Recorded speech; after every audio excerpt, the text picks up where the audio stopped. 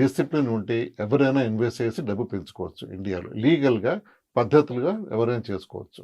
Okay. దానికి కావాల్సిన రెండే రెండు, Aadhaar card and pan card. Of course bank account చాలా మందికి మంచి ఉంటుంది, గవర్నమెంట్ ప్రకారం వచ్చిన బ్యాంక్ అకౌంట్స్ అన్నీ ఉంటున్నాయి. ముఖ్యంగా కావాల్సింది డిసిప్లిన్. ఎస్. ఇంకోటి ఇంటెంట్, అంటే వాళ్ళ ఉద్దేశం క్లియర్గా ఉండాలి. ఓకే. ఇవి కానీ వాళ్ళ మైండ్ క్లియర్గా ఉంటే ఎవరైనా అడ్వైస్ చేయొచ్చు. కానీ ఇంపార్టెంట్ ఎక్కడ చేయాలి, ఎలా చేయాలి అన్న విషయానికి వస్తే, ఇప్పుడు చిన్న చిన్న గ్రామాల్లో వాళ్ళు ఇన్వెస్ట్ చేయాలి అనుకుంటే అవునండి. అక్కడ పోస్ట్ ఆఫీసులు ఉన్నాయి, బ్యాంకులు ఉన్నాయి, అక్కడ వెళ్ళి వాళ్ళు ఇన్వెస్ట్ చేయొచ్చు. పోస్ట్ ఆఫీస్ డిపాజిట్ స్కీమ్స్ ఉంటాయి, వాళ్ళు గైడ్ చేస్తారు. అలాగే బ్యాంక్ వాళ్ళు ఉంటారు, వాళ్ళు గైడ్ చేస్తారు. అవును. ఒక లెవెల్ వరకు వాళ్ళ ఇన్వెస్ట్మెంట్ అడ్వైస్ బాగానే ఉంటుంది. ఓకే. దాంట్లో వాళ్ళ ఇన్వెస్ట్మెంట్ స్టార్ట్ చేసి ముందుకు వెళ్తూ ఉంటే వాళ్ళ జర్నీ స్టార్ట్ అయిపోయినట్టు వాళ్ళు. ఎస్.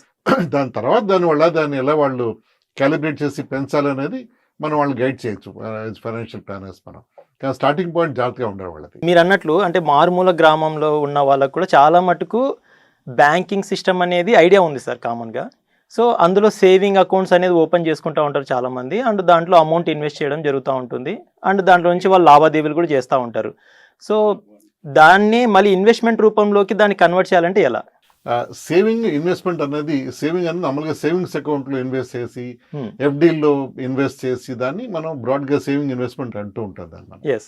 కానీ ఇన్వెస్ట్మెంట్ అనే పదం నార్మల్గా పరిపాటిగా మనం వాడేది stock market, share market investments కానీ బాండ్స్, డిబెంచర్స్ ఇన్వెస్ట్ చేసి దాని ఇన్వెస్ట్మెంట్ అని పదం వాడడం పరిపాటిగా జరుగుతుంది.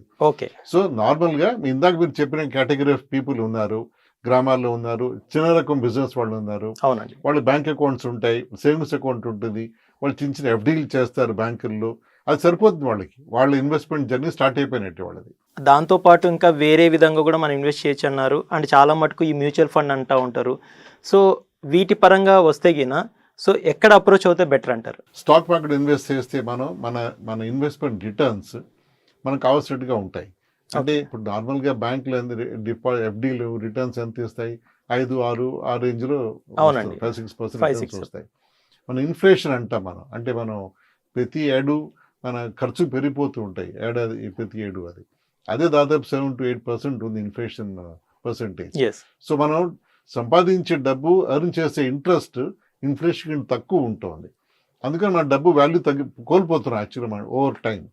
అది బీట్ చేయాలి అంటే మనం ఒక మంచి ఫైనాన్షియల్ ఇన్వెస్ట్మెంట్ చేసుకుంటే, మార్కెట్స్ ఇన్వెస్ట్ చేసుకుంటే రిటర్న్స్ బాగానే వస్తుంది అన్నమాట. కానీ ఎక్కడ చేయాలి, ఎలా చేయాలి అనేది క్రిటికల్ పాయింట్. దానికి వాళ్ళు అప్రోచ్ అవ్వాల్సింది డిస్ట్రిబ్యూటర్స్, ఫైనాన్షియల్ డిస్ట్రిబ్యూటర్స్ని అప్రోచ్ అయితే they will be able to get a good advice. వాళ్ళు ఎక్కడ ఉంటారు అంటే సెబీ అని మన ఆర్గనైజేషన్ ఇండియాలో ఉంది, securities exchange board of India అని. వాళ్ళు ఇండియా మొత్తం గ్రామాల్లో కూడా వాళ్ళు ఈ ఎంఎఫ్డీలు అంటే డిస్ట్రిబ్యూటర్స్ని వాళ్ళు అపాయింట్ చేస్తారు. సో వాళ్ళని ఎవరు ఎక్కడ ఉన్నారని తెలుసుకునే బాధ్యత ఇన్వెస్టర్దే.